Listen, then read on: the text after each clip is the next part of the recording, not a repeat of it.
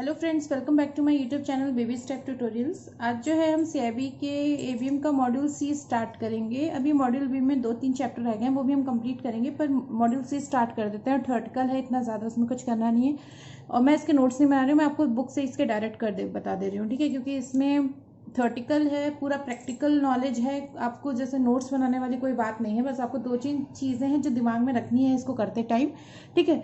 तो मॉड्यूल सी कौन सा है? ह्यूमन रिसोर्स मैनेजमेंट, ठीक है। इसमें 6 यूनिट हैं जो हम करेंगे। लास्ट ईयर जो पेपर आया था एवीएम का, इसमें से क्वेश्चंस थे अच्छे, मतलब अगर आप नंबर्स में बात करो तो अच्छे नंबर में क्वेश्चन थे और इम्पॉर्टेंट है, बस बहुत इजी है। मतलब आप 1 या 2 दिन में इसको पूरा कंप्लीट कर सकते हो अगर पेपर से पहले पढ़ रहे हो, और अगर आप रिवीजन कर रहे हो तो बस 1 घंटे की आपको जो मेन पॉइंट्स उनको रीड आउट करना है एक बार। तो यूनिट 20 हम आज स्टार्ट करेंगे, which is fundamentals of human resource management, ठीक है। चलिए स्टार्ट करते हैं। इसमें देखिए हम जो थोड़े बहुत मेन पॉइंट्स हैं वो इसमें से पढ़ लेंगे, बाकी जो समझाने वाला है मैं आपको डायरेक्ट समझा दूंगी, ठीक है।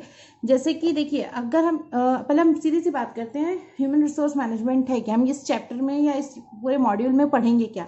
देखिए क्या होता है, जब कोई ऑर्गेनाइजेशन बनती है, ठीक है, उसमें प्रोसेस होता है, मनी लगता है, कैपिटल लगती है आपकी, जो भी लग रहा है, और आपका टेक्नोलॉजीज होते हैं, ठीक है।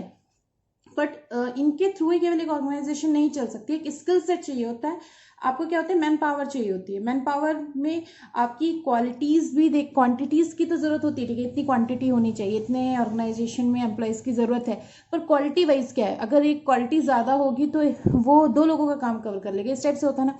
तो वही चीज़ है, हम इसमें सब पढ़ेंगे कि जो ये जो टीम होती है ऑर्गेनाइजेशन में, जो एक मैनेजमेंट, एक अलग से डिपार्टमेंट, पहले ये नहीं होता था, फिर लोगों को नीड लगी कि नहीं, अगर हमारे पास ये एक डिपार्टमेंट होगा तो हमारा कॉस्ट सेविंग भी होगी। और वो डिपार्टमेंट क्या करता है ना, मैनेजमेंट और नीचे जो हायरार्की में लोअर लेवल पे एम्प्लॉयज होते हैं उनको कनेक्ट करता है, ठीक है। वो क्या करता है, इनसे फीडबैक लेता है, ऊपर पहुंचाता है मैनेजमेंट को, हायर अप उसको रिव्यू करते हैं, उनको जो लगता है कि ठीक है हम ये चीज़ दे सकते हैं वो देके उनको सेटिस्फाई करते हैं, ताकि वो उस ऑर्गेनाइजेशन में ही रह के और मतलब अपना जो है दें, अपना पूरा कंपनीज को दें, ऑर्गेनाइजेशन को दें, जिससे कि कंपनी और प्रॉस्पर करे, ठीक है ना। तो वो चीज़ों की है। तो ह्यूमन रिसोर्स मैनेजमेंट क्या होता है, ये मैनेज करता है, ठीक है, सारी फंक्शनैलिटीज़ को मैनेज करता है, फैसिलिटीज़ मैनेज करता है, किस किस को जॉब में लेना है, किसका क्या रहता है सिनेरियोज, तो वो सब इस पूरे मॉड्यूल में है, ठीक है। एक मैंने सम अप करके बता दिया, अब आपको समझ में आ गया। कुछ 2-4 पॉइंट्स ऐसे हैं जो थ्योरम्स हैं, कुछ है जो इसमें आते हैं पेपर में, वो भी देख लेंगे। चलिए शुरू करते हैं। तो देखिए, जैसे ये लाइन दे रखी है, किसी बुक की है, द लैंडमार्क्स ऑफ टुमारो की, पीटर ड्रकर ने दी है। इसमें उसने क्या बोला है ना कि no matter how much we quantify the basic phenomena are quantitative one, change and innovation, risk and judgments, growth and decay, dedication, vision, rewards and motivation, and so on and so forth. The discipline we need cannot be a technical discipline, though it will have many technical areas. It must be truly humanistic discipline, right?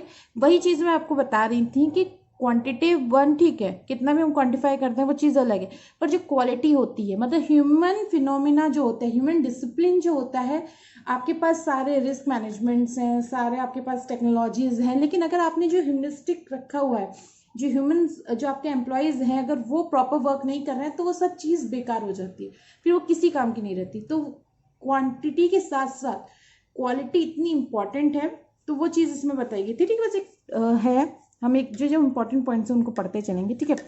अब देखिए, सीधे हम देखते हैं organisation क्या होती है। Edgar सिचन ने दिया है, an organisation is rational coordination of activities of a number of people for the achievements of some common explicit purpose or goal through division of labor and function and through a hierarchy of authority and responsibility, ठीक है। 1979 में Edgar ने ये दी थी कि, अब देखिए, इससे आपको ऑर्गेनाइजेशन की पूरी एक डेफिनेशन मिल गई, एक आइडिया लगे कि ऑर्गेनाइजेशन क्या होता है, राइट।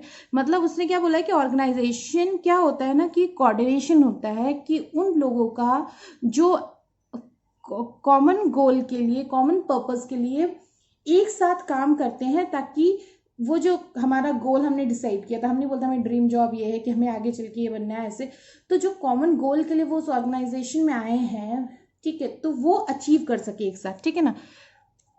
ये चीज़ उन्होंने बोली थी, मेन मतलब यही लाइन है, बाकी तो सब ठीक है। और देखिए इसमें क्या है ना, बहुत स्किप करेंगे पेजेस, क्योंकि थ्योरी को एलैबोरेट करके समझाया गया है ताकि आप अच्छे से समझ सको। ठीक है, अगर आपको लग रहा है कि क्लियर नहीं हो रहा है तो एक बार आप बुक को रीड आउट कर सकते हो क्लियरली, बिल्कुल थ्रू आउट समझने के लिए। अदरवाइज मैं जितना बता रही हूँ उससे भी आपका काम पेपर में तो चल जाएगा। ठीक है, और बाकी अगर कोई 1-2 पॉइंट छूट जाए तो वो आप करोगे तो आपको समझ में आ ही जाएगा खुद, जब आप इतना रीड आउट करोगे। ठीक है, अब देखिए 2 पर्सपेक्टिव्स दिए थे रॉबर्ट ओवन ने एंड चार्ल्स बेबेज ने। ठीक है, ओवन ने क्या बोला था कि जो मैनेजर होता है ना, वो मैनेजर के लिए एक बेस्ट इन्वेस्टमेंट जो होती है ना, उसके वर्कर्स होते हैं, जिसको उसने वाइटल मशीन्स बोला था। रॉबर्ट ने, किसने बोला था? रॉबर्ट ने बोला था कि एक मैनेजर के लिए उसके जो इन्वेस्टमेंट होती है वो उसके वर्कर होते हैं। ठीक है, ये उनकी डेफिनेशन थी। उसका कहना था कि जो आपकी हायर प्रोडक्टिविटी आती है, ऑर्गेनाइजेशन की जितनी प्रोडक्टिविटी आती है, हायर आती है, तो वो कंडीशन पे वर्क करती है कि कैसे कंडीशन वर्कर्स ने दी, बेटर दी तो आपकी हायर प्रोडक्टिविटी होगी, नहीं होगी तो नहीं होगा। ठीक है, मतलब उसका कहने का मतलब था कि अगर आप एम्प्लॉयज़ को अच्छी सी फैसिलिटीज़ दोगे ना, तो एम्प्लॉयज़ भी खुश होकर और अच्छे से काम करेंगे, जिससे आपको हायर प्रोडक्टिविटी मिलेगी। ठीक है, बैंक्स में यही तो होता है, अगर हम कस्टमर सर्विसेज अच्छे से ना दें तो वो कस्टमर बैंक छोड़ के दूसरे बैंक को ज्वाइन कर लेंगे, राइट। तो हमें कस्टमर्स को अगर, और हमारे अगर मैनेजमेंट हमें अच्छे से फैसिलिटेट नहीं करेंगे, हमें कुछ सुविधाएं नहीं देंगे, हमें डिसएग्री करेंगे हम उनके किसी भी डिसीजंस को, जैसे कभी कभी नहीं यूनियन वगैरह कर देती हैं, तो हम फिर अच्छे से रिजल्ट्स नहीं देंगे। और अगर हम अच्छे से कस्टमर सर्विसेज नहीं देंगे, बैंक क्योंकि मेनली कस्टमर सर्विसेज पे होता है, ठीक है, तो हमारे कस्टमर्स जाएंगे ना, तो वही चीज़ की बात कर रहा है कि अगर आप कस्टमर से चाहते हो कि आपको हायर प्रॉफिट मिले या हायर प्रोडक्टिविटी मिले, तो आपको उनको बेटर कंडीशंस देनी पड़ती हैं। ये रॉबर्ट ने बोला था। इसके बाद आया बेबेज का। बेबेज ने क्या बोला था कि डिवीजन ऑफ लेबर आप कैसे कर रहे हो, ठीक है ना, आप जो मतलब आपके पास एम्प्लॉयज हैं उनको कैसे डिवाइड कर रहे हो, कैसे उनके बीच में वर्क्स को अलॉट कर रहे हो, इस सब के रिगार्डिंग उसने मतलब चार्ल्स बेबेज ने दिया था। ठीक है, तो हमने रॉबर्ट ओवन और चार्ल्स बेबेज का देख लिया। देखिए मैं इसलिए इस चीज़ को थोड़ा सा, जो डेफिनेशंस हैं किसी पर्टिकुलर नेम पे किसी ने दिए हैं, क्योंकि लास्ट टाइम आपके जो ये थ्योरम्स वगैरह थे ना, मार्शलो ने जो डायग्राम दिया है, या 1-2 पॉइंट्स ऐसे हैं जो बहुत फेमस हैं, तो वो उससे रिलेटेड भी क्वेश्चंस थे। प्रीवियस जो पेपर्स हैं उनमें भी ऐसे ही क्वेश्चंस आते हैं, तो हम एक बार देख लेते हैं। देखो कुछ टफ नहीं था, बस आपको ये याद रखना है, ओवन ने मैनेजर्स के term of point of view से दिया था कि वाइटल मशीन्स होते हैं जो वर्कर होते हैं, और उनकी आप जितनी बेटर सर्विस दोगे उतना अच्छा प्रोडक्टिविटी आएगी। चार्ल्स बेबेज ने बोला था कि डिवीजन ऑफ लेबर आप कैसे करते हो। ठीक है, तो ये 2 पॉइंट याद रखना है। आप चाहें तो कहीं पे पॉइंट्स बना के ऐसे लिख भी सकते हो। ठीक है, चलिए अब नीचे देखते हैं। अब क्या है कि ग्रैंड एंड गिल्बर्ट्स ने एक एजम्पशंस दिए थे, समराइज करा था। किस चीज़ को समराइज किया था? जो डिवीजन ऑफ फेडरिक टेलर की एक फेमस बुक थी, उन्होंने एक लिखा था पेपर, साइंटिफिक पेपर, उसमें division of labour and concept of time and motions दिया था। ठीक है, तो उसको ग्रैंड एंड गिल्बर्ट्स ने एक समराइज वे में लिखा है। तो क्या क्या होते हैं कि जो आपको टास्क दिए होते हैं उनको कैसे यूनिट्स में डिवाइड कर दें, ताकि जो एम्प्लॉयज़ हैं, पीपल हैं, उसको परफॉर्म कर सके, अंडरस्टैंड कर सके। ठीक है ना, मीन्स क्या है कि एक एम्प्लॉय पे आप सारा वर्क नहीं दे सकते, या एक एम्प्लॉय डिफरेंट डिवीजन के वर्क नहीं कर सकता। आप क्या करते हो ना, आप ब्रांच लेवल पे भी करते हो ना, ये लोन सेक्शन है, ये डिपॉजिट सेक्शन है। मतलब हम बैंक के टर्म्स में बात करें, कभी कभी हो सकता है मैं अलग एग्जांपल भी ले लूँ, लेकिन अगर बैंक का है एग्जांपल हम वही लेंगे। तो जैसा बैंक्स में जब जाते हो ब्रांच में, तो आप चेक करते होगे, ये आप पूछते हो मुझे पैसे जमा करना है, तो कैश विड्रॉल का अलग होता है, जमा का अलग होता है, आपका डिपॉजिट के काउंटर्स अलग होते हैं। ठीक है, मिसलेनियस काउंटर होता है जो SWA की होती है, सिंगल विंडो ऑपरेटर्स होते हैं। ठीक है, तो सबके काम डिवाइडेड है ना। तो क्या होगा ना, जब किसी को पता होगा कि हमें हाँ ये काम करना है, हमें ड्यूटीज पहले से डिसाइडेड होती है, तो हम उसको फिर और अच्छे से परफॉर्म कर पाते हैं। ठीक है, क्योंकि फिर क्या होता है ना, हम इधर उधर नहीं करते, हमें पता है हमें यही काम करना है at the day end of the day. ठीक है, चलिए अब नेक्स्ट क्या है, people will do a given activity in return for money. देखिए कोई भी कोई काम करता है, अगर वो चैरिटी के पर्पज से कर रहा है एंड डिफरेंट थिंग, तो नॉन प्रॉफिट ऑर्गेनाइजेशन है उसके लिए।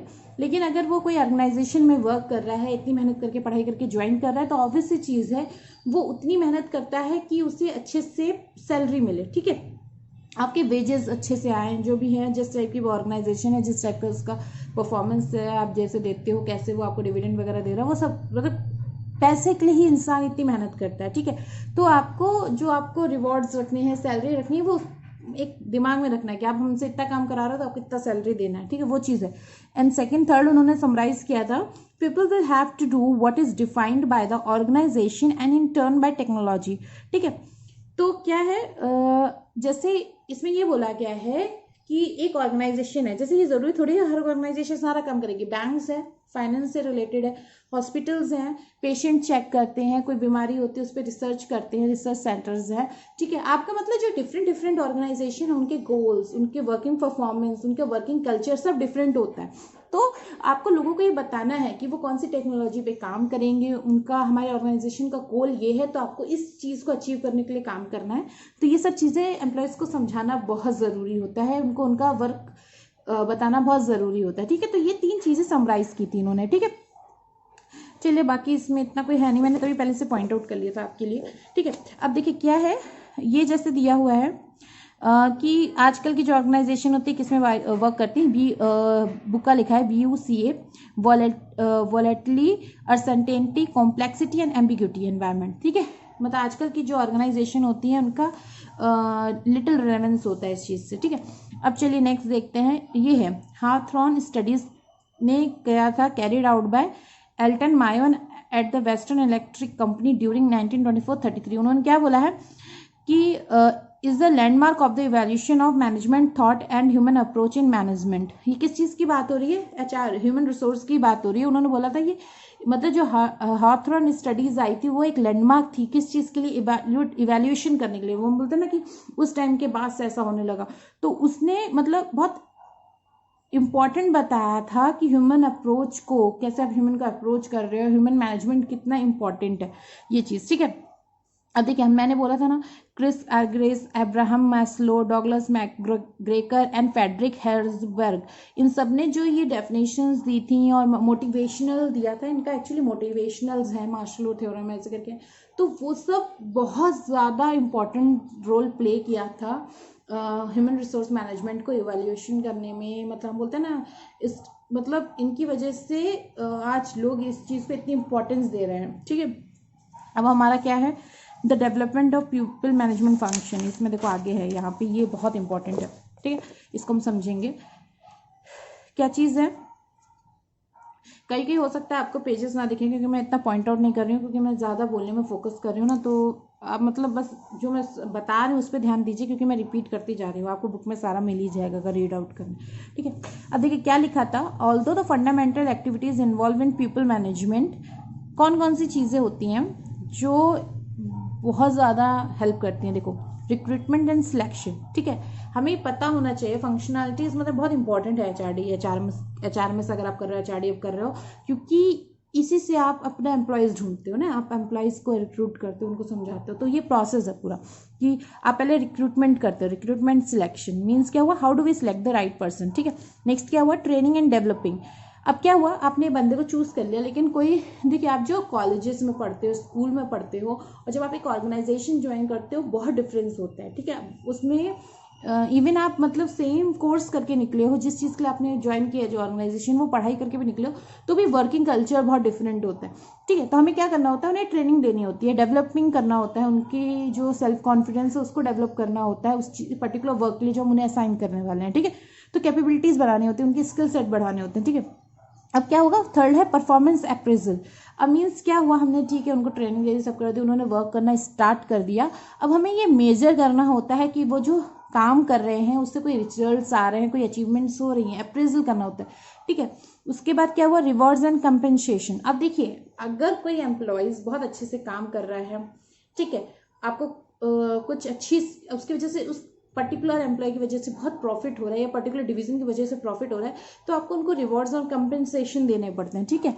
तो वो चीज़ है कि अगर देखो आप किसी को रिवॉर्ड दोगे ना, तो अगर मुझे आज कोई रिवॉर्ड मिलता है तो मैं अगले दिन और बेटर करने का ट्राई करूँगी, मुझे लगता है कि हाँ अगर मैं ऐसे करूँगी तो मुझे रिवॉर्ड्स मिलेगा या मुझे वो अप्रिसिएशन मिलेगा। इवन आपको मैं मतलब बताऊँ कि अगर आप एक ऑर्गेनाइजेशन अपने एम्प्लॉयज़ को, ठीक है, मनी के टर्म में हम रिवॉर्ड्स की बात नहीं करते हैं, एप्रिसिएशन सर्टिफिकेट्स या मतलब कहीं बुला के पूरा एक फंक्शन और कभी कभी ऑर्गेनाइज करके भी अप्रिशिएशन करते हैं। तो जब ऐसे भी होता है ना तो एम्प्लॉयज़ को बहुत मोटिवेशन मिलता है।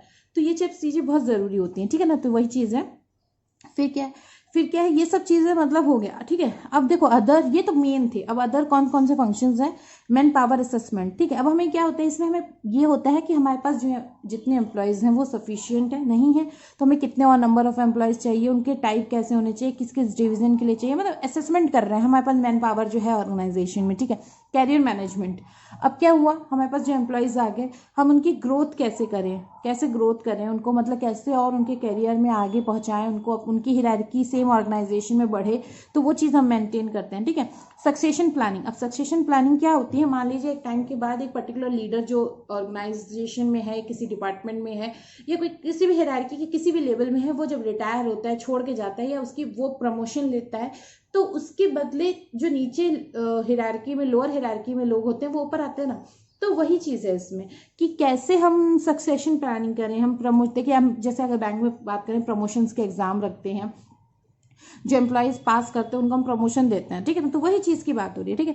नेक्स्ट है टैलेंट मैनेजमेंट। अब क्या हुआ, आपके पास कोई टैलेंटेड पर्सन है, आपको पता है कि हाँ इसका स्किल सेट इस चीज़ में बहुत अच्छा है, तो हमको उसको और आगे बढ़ाना है। अब ऐसा नहीं है कि कोई कंप्यूटर आईटी में अच्छा है, आप उसको बैठा दो कि आप ये काम करो, और कोई दूसरी डिपार्टमेंट के बंदे को आईटी में बैठा दो। बहुत बार ऐसा होता है, जैसे आपके सर्कल ऑफिस में आप आईटी में जब कॉल करते हो तो आपके कभी कभी ऐसे बंदे वहाँ ट्रांसफ़र कर दिए जाते हैं जो कभी आईटी डिपार्टमेंट में रहे नहीं, वो प्रॉब्लम रिजॉल्व नहीं कर सकते।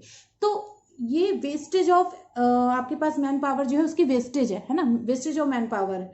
तो वो चीज़ की बात हो रही है यहाँ पे, ठीक है। इसके बाद क्या है आपका, चलिए इतना ही था, ठीक है। तो हमने ये मेन पॉइंट्स पढ़ लिया। देखो अगर हम बात करें ना, तो ये जो मेन पॉइंट्स अभी हमने पढ़े हैं सारे यहाँ से यहाँ तक के, आगे जितने चैप्टर्स आने ना इसी पे मेन फोकस करके ही आएंगे, ठीक है। तो हमने यहाँ पे, मैंने तभी आपको एक बार डिटेल बता दिया कि आगे जब मैं बताऊंगी तो इतना डिटेल जाने की जरूरत नहीं पड़ेगी, ठीक है। अब चलिए देखते हैं आगे, बाकी सब ऐसे ही है, ठीक है। तो से अब देखिए रिलेशनशिप क्या है, HRM, HRD and their structures and functions, ठीक है। ये भी एक इंपॉर्टेंट टॉपिक है। तो पहले हम देखते हैं HRM क्या है। HRM assumes that the management of people in integral part of the resource management task within an enterprise for achievement of organizational objectives. Human being develop a stake in the enterprise as they work in it and hence their motivation, ठीक है। Means क्या हुआ कि HRM की बात क्या कर रहे हैं कि ये जो HRM होता है, जैसे आपके किसी भी ऑर्गेनाइजेशन में जो एम्प्लॉयज़ होते हैं तो उनको कैसे मैनेज करना है, उनको जो रिसोर्सेज प्रोवाइड करा रहे हैं, हम जो भी अचीवमेंट्स ऑर्गेनाइजेशन अचीव कर रहे हैं तो उस सबको मैनेज करना, आपस में कैसे इंटीग्रेट करना है, तो ये सब काम जो होता है ना HRM का होता है, ठीक है। और इसके लिए एक डिपार्टमेंट बना दिया गया है, HRD department, human resource development department होता है, जो ये सब चीज़ को ओवरसीज करता है ना, तो उस टाइप से रहता है, ठीक है। बाकी इतने डेफिनेशन इंपॉर्टेंट नहीं। अब देखते हैं नीचे, देखिए क्या हुआ, लेबर एंड वेलफेयर डिपार्टमेंट पहले बना था, ठीक है। उसके बाद इन्होंने क्या किया, नेक्स्ट स्टेज कौन सी इसको करा, पर्सनल डेवलपमेंट कर दिया। आजकल हम इसे HR कहते हैं, ठीक है। मतलब जब ये ये एकदम इवेल्युएट हुए थे, एकदम से इवेल्यूएशन हुआ था इनका, तो हम उसको लेबर एंड वेलफेयर डिपार्टमेंट बोलते थे। फिर हमने पर्सनल डिपार्टमेंट कहना शुरू किया, देन हमने उसको HR डिपार्टमेंट कहना शुरू कर दिया, ठीक है। अब आपको हम ये बताते हैं कि क्या चीज़ है। देखिए इसके अंदर सब मॉड्यूल्स होते हैं, ठीक है। कौन से होते हैं, जो इसके अंदर 4 ट्रेडिशनल HR के अंदर होते हैं, acquisition development, motivation and management, maintenance, planning and administration, job and salary and workers affair, ठीक है। तो इस टाइप से करके इसके सब सेक्शंस भी होते हैं, ठीक है। अब आपका देखिए मेन क्या है, the development system such as induction and socialization of individuals, development and growth, performance appraisal, counseling, career planning are covered under the nomenclature of human resource development, ठीक है। वही चीज़ जो मैंने आपको बोली कि देखिए HR मैनेजमेंट जो HRD होता है ये क्या करता है ना, इसके अंदर आपके जो भी कैरियर डेवलपमेंट हो रहे हैं, आपका एम्प्लॉयज़ के साथ सोशलाइजेशन कैसे करेंगे, आप एक एक बंदे के साथ आपको होना चाहिए, परफॉर्मेंस अप्रेजल हो रहा है, अगर कुछ प्रॉब्लम आ रही है आप उनकी काउंसलिंग कर रहे हो, ठीक है। तो मतलब वो सब चीज़ें जो ओवरसीज होती है ना, ये सब किसके अंदर में होता है, HRD के अंदर। मतलब जो डेवलपमेंट सिस्टम है कि आप जो एम्प्लॉयज़ आपके पास आ गए हैं, आप उनको कैसे डेवलप कर रहे हो, उनको कैसे ऑर्गेनाइजेशन से बांध के रखने की कोशिश कर रहे हो, तो वो सब चीज़ें HRD के अंदर कवर होती हैं, ठीक है। ये भी बहुत इंपॉर्टेंट है। ठीक है। अब HRD को हम कभी कभी ना HRM का सब सिस्टम भी बोलते हैं। वही चीज़ है ना, HRM के मैनेजमेंट कर रहे हो तो HRD जो होता है ये डेवलपमेंट पार्ट होता है। मैनेजमेंट वाले भी तो डेवलपमेंट के उसके पार्ट को ओवरसीज ही करेंगे, तो उसका एक पार्ट है HRD जो है, HRM का ही एक पार्ट है। ठीक है। अब इसमें क्या हो रहा है, जैसे इसमें बोला the roots of these management and development resided in the welfare tradition with focus on improving organisational efficiency and effectiveness. ठीक है। तो वही चीज़ हम जो बात कर रहे थे कि आप जैसे उनको वेलफेयर अच्छे से प्रोवाइड कराओगे अगर एम्प्लॉयज़ को, तो वो आपको अच्छी रिजल्ट्स देंगे, अच्छी परफॉर्मेंस देंगे। क्योंकि जब आप किसी को अप्रिशिएट करोगे, अच्छे से वेलफेयर करोगे, तो फिर उनको लगता है ना कि हम यहीं पे काम करके और इसको और अच्छे से इम्प्रूव करेंगे तो हमें भी उतने ही बेनिफिट्स मिलेंगे। ठीक है। इसके लिए क्या हुआ, कंटिन्यूशन प्रोफेशनल डेवलपमेंट, CPD ना, ऑर्गेनाइजेशन इस पे एम्फेसिस दिया कि हम कैसे उनके प्रोफेशनल डेवलपमेंट करते रहें, जिससे जितना ज़्यादा सीखेंगे वो उतने ही ज़्यादा अच्छे रिजल्ट्स प्रोवाइड कराएंगे। स्किल सेट बहुत इंपॉर्टेंट है HRM के लिए। ठीक है।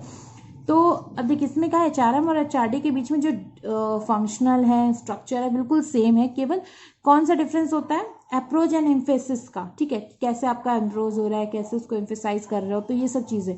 अब देखिए ये क्या लाइन लिखी है, while routine function become a part of HRM, the HRD function emphasises on organisational interventions for climate development, employ and organisational development linked with organizational goods objectives and change management process with the emphasis of enhancing human capital to present and future needs of the organization। ठीक है ना भाई, वही चीज़ main घूम फिर के सब line वहीं पे आ रही है कि आपका कैसे गोल्स अचीव कर रहे हैं। ठीक है, मतलब HRD इस चीज़ पे एम्फेसिस करता है कि आप जो एम्प्लॉयज़ के लिए एनवायरनमेंट बना रहे हो, कैसे उनको डेवलप कर रहे हो जिससे कि कंपनी को प्रॉफिट हो। ठीक है। इसके बाद आपका थोड़ा सा और बचा है, इसमें अभी टाइम लगेगा तो मैं पार्ट B बना के आपका करवा दूंगी। ठीक है। Thank you so much for watching this video, और इसका पार्ट B भी मैं आपको जल्दी प्रोवाइड करवा दूंगी। Thank you.